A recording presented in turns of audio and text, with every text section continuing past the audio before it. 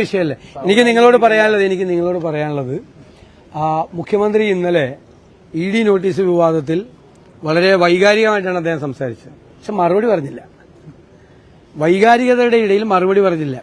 അദ്ദേഹത്തിന് പ്രതിപക്ഷം പ്രതികരിച്ചതിലാണ്. കാരണം മുഖ്യമന്ത്രിയുടെ മകനെ ക്ലിഫ് ഹൌസിലേക്ക് നോട്ടീസ് കൊടുത്തു എന്ന് പറഞ്ഞപ്പോൾ പ്രതിപക്ഷം പ്രതികരിക്കരുത് എന്നാണ് അദ്ദേഹം ഉദ്ദേശിക്കുന്നത്. MA ബേബി വരെ പ്രതികരിച്ചു. പിന്നെയാണ് ഞാൻ പറഞ്ഞതും നമ്മൾ കുറ്റപ്പെടുത്തിയൊന്നും പറഞ്ഞില്ലല്ലോ. മുഖ്യമന്ത്രി എന്താണ് സംഭവം എന്ന് വ്യക്തമാക്കണം. ലൈഫ് മിഷന്റെ കേസിലാണോ അല്ലെങ്കിൽ ലാവ്ലിൻ കേസിലാണോ ഏത് കേസിലാണ്? കാരണം ED ആണ് കൺഫേം ചെയ്തത് ഇങ്ങനൊരു നോട്ടീസ് കൊടുത്തിട്ടുണ്ടെന്ന്. എൻഫോഴ്സ്മെന്റ് ഡയറക്ടറേറ്റ് എന്ന് വെച്ചാൽ സെൻട്രൽ ഏജൻസിയാണ്. അവർ കേരളത്തിലെ മുഖ്യമന്ത്രിയുടെ മകന് ക്ലിഫ് ഹൌസിന്റെ അഡ്രസ്സിൽ ഒരു നോട്ടീസ് കൊടുത്തിട്ടുണ്ടെന്ന് അവരാണ് കൺഫേം ചെയ്തത്. അപ്പൊ അത് എന്ത് കാര്യത്തിലാണെന്ന് മറുപടി പറയേണ്ട അദ്ദേഹമാണ്. അദ്ദേഹം വൈകാരികമായിട്ടല്ല പറയേണ്ടത്. അദ്ദേഹം വൈകാരികമായി പിന്നെ കുറെ കാര്യങ്ങളൊക്കെ അദ്ദേഹം പറഞ്ഞു. അതല്ല കേരളത്തിൽ കേൾക്കാൻ താല്പര്യം. എന്തിനാണ് അങ്ങനെ ഒരു തന്നതെന്നാണ്. ഞാൻ വാർത്ത വരുമ്പോൾ ഞാൻ പ്രതികരിക്കണമല്ലോ. അതിന് അദ്ദേഹം നമ്മളെ പരിഹസിക്കുകയോ ഭീഷണിപ്പെടുത്തുകയോ ഒന്നും വേണ്ട. അതൊക്കെ MA ബേബിയുടെ അടുത്ത് മതി, എന്റെ അടുത്ത് വേണ്ട. അല്ല, എന്റെ അടുത്ത് വേണ്ട. അല്ല, അത് ED ആണ് വ്യക്തമാക്കേണ്ടത്. ED ഒരു നോട്ടീസ് കൊടുത്താലുള്ള ഒരു പ്രൊസീജിയർ ഉണ്ട്. അത് എവിടെ വെച്ചാണ് ഇത് നിന്നുപോയത്? ഏത് സമ്മർദ്ദത്തിന്റെ അടിസ്ഥാനത്തിലാണ് നിന്നുപോയത്? ഏത് അന്തർധാരയുടെ അടിസ്ഥാനത്തിലാണ് നിന്നുപോയത്? എവിടെ വെച്ചാണ് ഈ അന്വേഷണം വേണ്ട എന്ന് തീരുമാനിച്ചത്? ഏത് സ്റ്റെപ്പിലാണ്? ഞാൻ അറിയാൻ കഴിഞ്ഞത് മുകളിൽ നിന്ന് EDക്ക് നിർദ്ദേശം വന്നു, ഇനി അതുമായി പ്രൊസീഡ് ചെയ്യണ്ട എന്നാണ് ഇൻഫോർമലായി ഞാൻ അറിഞ്ഞത്. ശരിയാണോ എന്ന് എനിക്കറിയില്ല. അത് ED ആണ് വ്യക്തമാക്കേണ്ടത്. ഏത് ഘട്ടത്തിലാണ് ഈ ഒരു നോട്ടീസ് കൊടുത്താലുള്ള ഒരു പ്രൊസീജിയർ ഫോർമാലിറ്റീസ് ഉണ്ട്. അത് നിർവഹിക്കാതെ അവിടെ വെച്ച് നിർത്താൻ എവിടെ നിന്നാണ് സമ്മർദ്ദം ഉണ്ടായത്?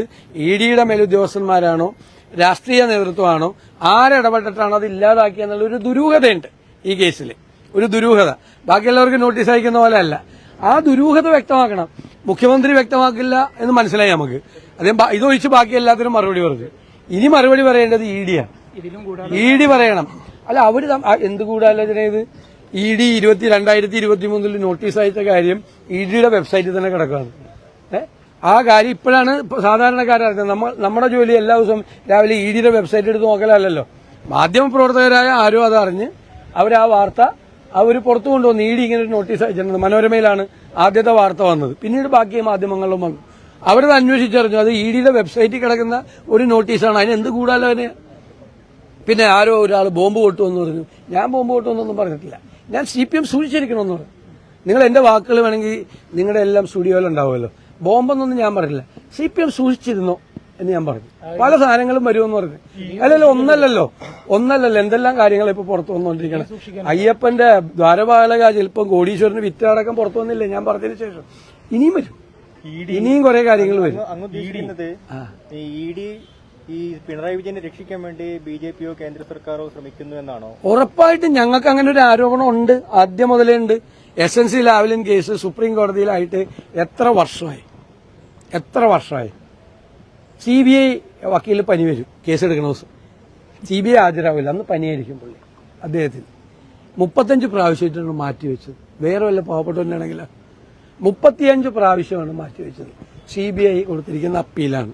CBIക്ക് ഒരു ഇൻട്രസ്റ്റും ഇല്ല സുപ്രീം കോടതിയിൽ. അപ്പൊ ഞങ്ങൾ പറയണ്ടേ? ഞങ്ങളുടെ പ്രതിപക്ഷത്തിന്റെ ജോലി ഞങ്ങളത് പറയണ്ടേ? അത് പറഞ്ഞു.